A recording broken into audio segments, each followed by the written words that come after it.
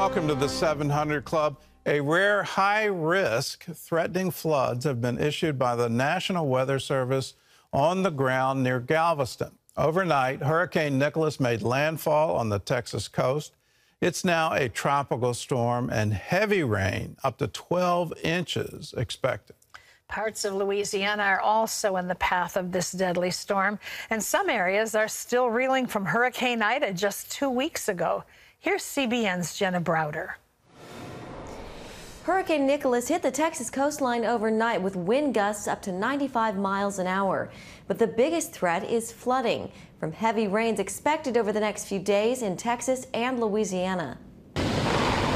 The Category 1 hurricane making landfall over Texas early Tuesday morning, prompting a state of emergency. The big concern, torrential rain, as Nicholas might dump as much as 1 to 4 inches of rain per hour and up to 20 inches total in some areas. Biggest impacts today, upper Texas coast, southwestern parts of Louisiana, where we have a high risk to lives and property. The National Weather Service issuing a rare high risk for life-threatening flash floods. On the ground near Galveston. This rain not only looks like it's coming in sideways, I can tell you down here it is coming in sideways. Just torrential rain, more than I've felt in a storm in a long time. The heavy rains bringing more flooding as the storm moves east. But flooding there's going to be. Look at the bands of heavy rain now. Back edge from Houston toward Galveston. Heavier rain now in the southwest parishes of Louisiana. We'll continue to track that rain through this morning and then this afternoon. We're also going to have heavy rain this afternoon. The storm threatening areas hit hard by Hurricane Harvey in 2017, including Houston, where they could see up to a foot of rain. The Port of Houston, schools and medical facilities all closed. What I can assure people in this city is that we are as ready for this storm as we could be for any storm. In Louisiana, another state of emergency where they're still reeling from Hurricane Ida. New Orleans now under a flash flood watch. I know that bracing for another storm while we're still responding to and trying to recover from Hurricane Ida is not the position that we wanted to be in, but it is a situation that we are prepared for. And more than 100,000 people are still without power in Louisiana. Nicholas is expected to delay that recovery. Jenna Browder, CBN News. Well, Operation Blessing teams are on the ground in Louisiana now and being deployed to help people there. But this is going to be horrific flooding. 12 inches of rain is an enormous amount. So just for Galveston, for Houston, but all those areas in Louisiana that were affected by Hurricane Ida, they're going to get another dose. So we want to be there for people in need. If you want to be of help, all you have to do is give us a call, 1-800-700-7000, or you can write to Operation Blessing, Disaster Relief Fund, CBN Center, Virginia Beach, Virginia, 23463. Just put Operation Blessing Disaster Relief on the memo line, and your gift will go to help people in need. Well, in other news, workers are still trying to restore power to parts of Louisiana after Hurricane Ida left more than 1 million people in the dark. The massive outage has raised questions about how to improve the power grid. John Jessup has more on that story from our CBN News Bureau in Washington. John?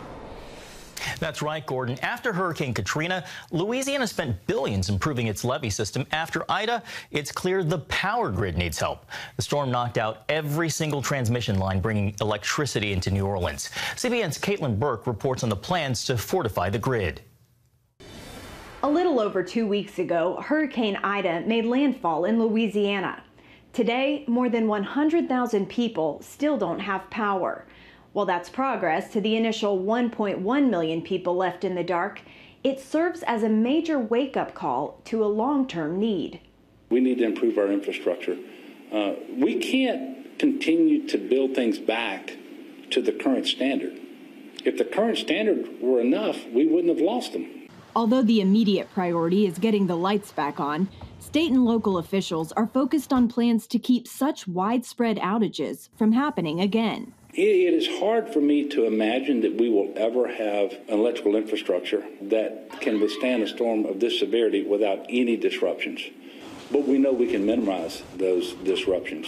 Easier said than done when faced with destruction like this mangled transformer and damage to all 8 of the lines bringing electricity into the city of New Orleans.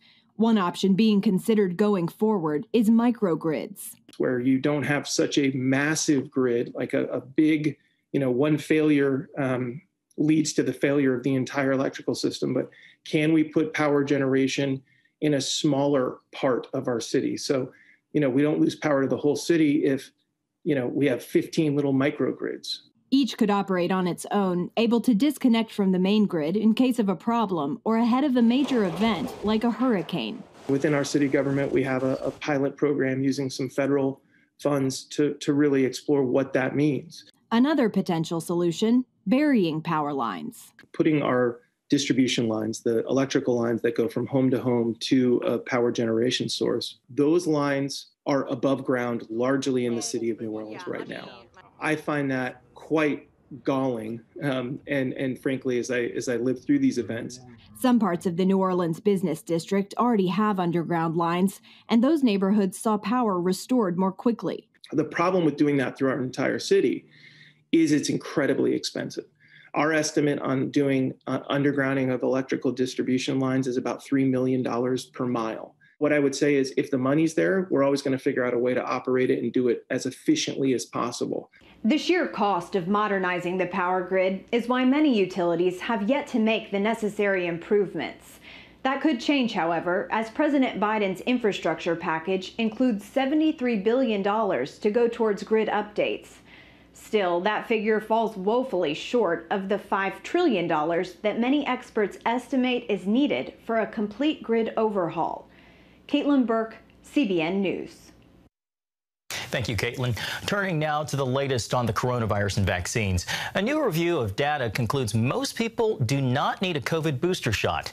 That review, published in the Lancet Medical Journal by a group of top international scientists, including 2 who are leaving the FDA. The departure is partly over disagreements with the Biden administration's move for boosters. In the article, the scientists argue more evidence is needed to justify booster shots, and that requiring an extra shot would make it more difficult for billions of people worldwide who haven't yet received the vaccine. The Biden administration has proposed giving boosters 8 months after the initial shots. A group of advisors to the FDA is set to review that data this week. Well, California Governor Gavin Newsom's response to the COVID pandemic has him fighting to keep his job, with voters making their voices heard in a recall election today. That is allowed by state law if enough registered voters sign a petition supporting it.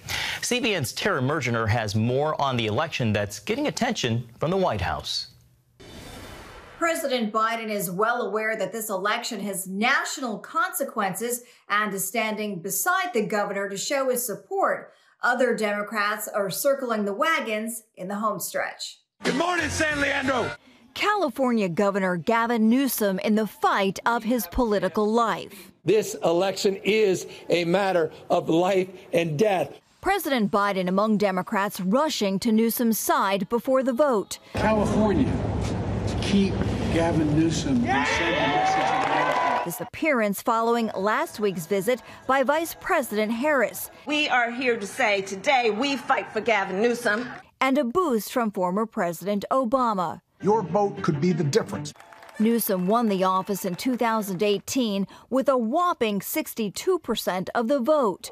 Now he's facing trouble, triggered largely by his response to the COVID pandemic, as well as other issues like skyrocketing crime and homelessness in the state. Among the 46 challengers, former Olympic gold medalist Caitlyn Jenner and businessman John Cox campaigning with a bear by his side, and popular conservative talk radio host Larry Elder, who's leading the pack by far. The first things I'm going to do is repeal the requirement for state workers that they have to be tested once a week and they have to wear masks. With Hollywood actress activist Rose McGowan making waves with her endorsement. It gives me no great pleasure to call out Democrats.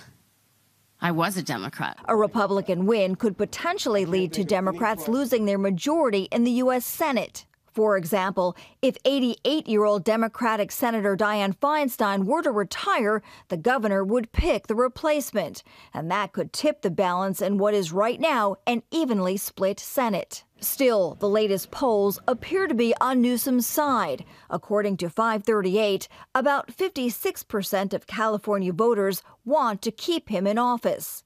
The evidence right now shows that the recall is going to fail. No matter the outcome, pundits say all eyes will still be on California come next year's midterms. What happens in California is going to be part of that larger narrative. If more than 50% of Californians vote to recall Newsom, the opponent with the most votes will be the Golden State's next governor. In Washington, I'm Tara Bergener, CBN News. Thank you, Tara. Gordon, as Tara said at the top of her package, a consequential election with ripple effects nationwide. Well, a huge ripple effects. Newsom at one point was, being touted as presidential material, but now he's struggling to stay in office. If you're in California, make sure you're voting today. Your vote will absolutely count.